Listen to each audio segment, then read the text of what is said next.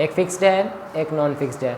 Fixed non movable है और एक मूवेबल है, यानी कि उर्दू मीडियम के लिए एक मुतहरिक है यानी हरकत करने वाला है और एक गैर मुतहरिक है जो हरकत नहीं कर सकता।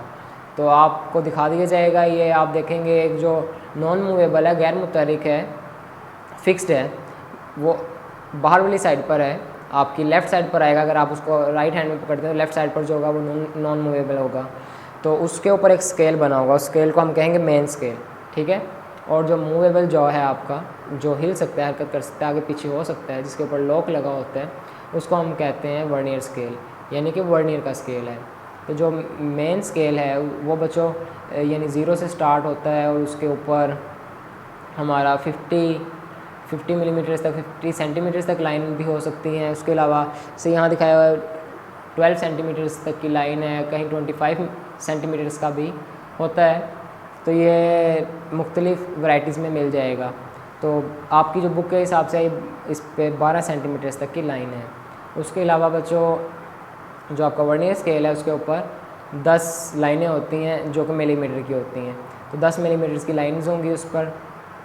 इसके अलावा इसका लिस्ट काउंट क्या है बच्चों? लिस्ट काउंट का सबसे पहले फार्मूला बात करेंगे। तो फार्मूला क्या है इसका? Smallest reading on main scale, main scale के ऊपर छोटी reading, number of divisions on vernier scale. तो वर्नियर स्केल के ऊपर जो नंबर ऑफ डिविजन्स हैं उससे इसका निकलता है लिस्ट काउंट। अब इसकी सबसे स्मॉलेस्ट रीडिंग क्या है जो हम ले सकते हैं?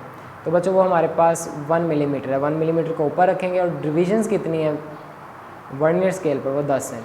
तो 1 डिवाइडेड बाई 10, तो ये 0.1 मिलीमीटर आ जाएगा। तो ये जो 0.1 मिलीमीटर तक अच्छी पैमाइश ले सकता है। और अगर बात करें सेंटीमीटर में, तो बच्चों सेंटीमीटर एक बड़ा यूनिट है, तो इसलिए 0.01 सेंटीमीटर तक की अच्छी पैमाइश कर सकता है। इसको हम कहते हैं सेंटीमीटर्स में लीस्ट काउंट। अब बच्चों आज का आपका जो ये 6 था लेक्चर नंबर, ये अख्ताम को पहुंचा। कल हम वर्किंग ऑफ वर्नियर कैलिपर पर बात करेंगे।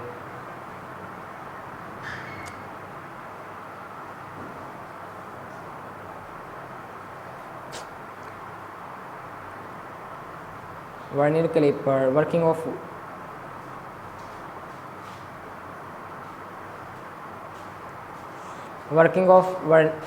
अ वर्नियर कैलिपर। वर्नियर कैलिपर काम कैसे करता है बच्चों? इसके काम करने का तरीका सीखना मेन बात, और बाकी जो वर्ड्स हैं वो आप सीख जाएंगे कि किस तरह से लफ्ज़ों को अरेंज करना है, लफ्ज़ों को आपने इस्तेमाल करना है। पहली बात ये है कि आप उसको सीखें कि वो है क्या।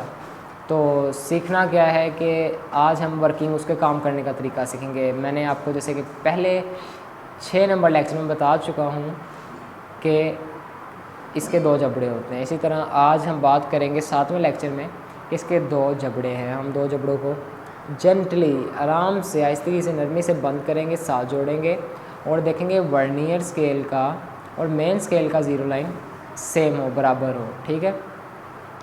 वो देखने के बाद हमें मालूम हो जाएगा इसमें कोई एरर नहीं है।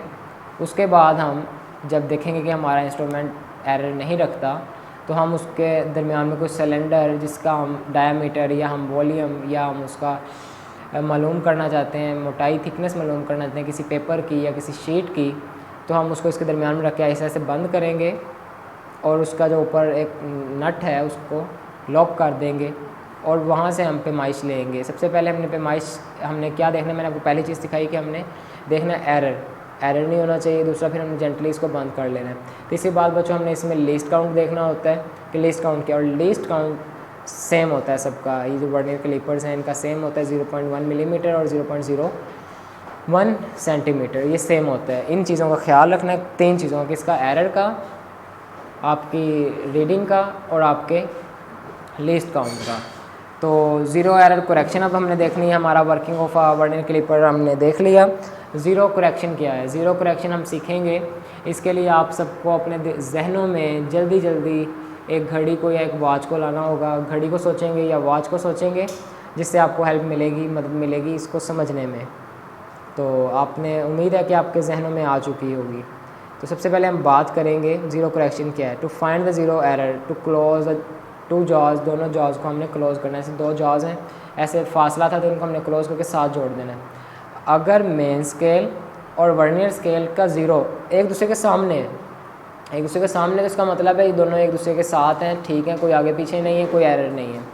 ठीक है बच्चों, तो हमें पता लग जाएगा कोई एरर नहीं है। अब एक हाथ होता है लेफ़्ट और एक होता है राइट, यानी राइट और लेफ़्ट हैंड है। तो जब आप इसको पकड़ेंगे अपने हाथ में तो आप राइट साइड पर, अगर राइट साइड पर आगे है तो एरर पॉजिटिव होगा।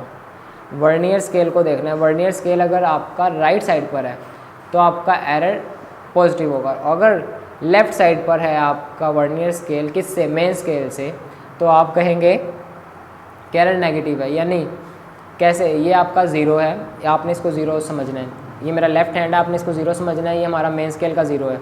और ये हमारे पास जो मेरा राइट हैंड है, ये हमारा वर्नियर स्केल है। अगर वर्नियर स्केल ज़ीरो से आगे है, इसका मतलब है ये 1 2 3 कहीं पे भी है, तो अगर ये राइट साइड पर आगे है तो ये पॉजिटिव एरर है। और अगर लेफ़्ट साइड पर ये पीछे है, तो बच्चों ज़ीरो से पीछे तो -1 -2 -3 होता है, तो ये आपका नेगेटिव एरर है। तो आपको नेगेटिव और पॉजिटिव एरर समझ आ गए। अब घड़ी इसकी मदद से हम इस पर गौर करेंगे, अगर आप ये नहीं समझ सके तो। घड़ी का क्या है कि जैसे कि आपको कहे कि 1 बज रहा है और 1 बज रहा है, लेकिन मेरी घड़ी जो है वो 1 घंटा आगे है, तो आप क्या करेंगे? आप सोचें और दिमाग पर जोर दें कि इस वक्त असल में एक्यूरेट टाइम क्या हुआ है। तो आप यकीनन कहेंगे कि 12 बज रहे हैं। तो ये कैसे मुमकिन हुआ? आपको पता लगा कि इसमें पॉजिटिव एरर है, यानी 1 घंटा आगे बता रहा है, तो आपने 1 को माइनस कर दिया तो आ गया 12, तो 12 बज रहे हैं। इसी तरह किसी ने कहा कि मेरी घड़ी पे 1 बज रहा है लेकिन 1 घंटा पीछे है, तो एक्यूरेट टाइम क्या होगा? 2 बज रहे हैं, यानी कि 2 बज रहे हैं। तो आपने ये किया कि 1 घंटा पीछे था, यानी नेगेटिव एरर था, तो आपने वो 1 जमा कर दिया, तो इस तरह से आपका काम ठीक हो गया। इसी तरह बच्चों वर्नियर कैलिपर में है, अगर आप एरर फाइंड करते हैं, एरर आपको मिलता है, तो आप क्या करते हैं? अगर एरर पॉजिटिव है यानी ज़्यादा बता रहा है, तो आप उसको रीडिंग में से माइनस कर देंगे, और अगर एरर नेगेटिव है तो आप उसको रीडिंग में ऐड कर देंगे, प्लस कर देंगे। तो इस तरह आपके लिए हेल्पफुल होगा और आप बगैर किसी एरर के, किसी गलती के अपनी मेजरमेंट कर सकते हैं।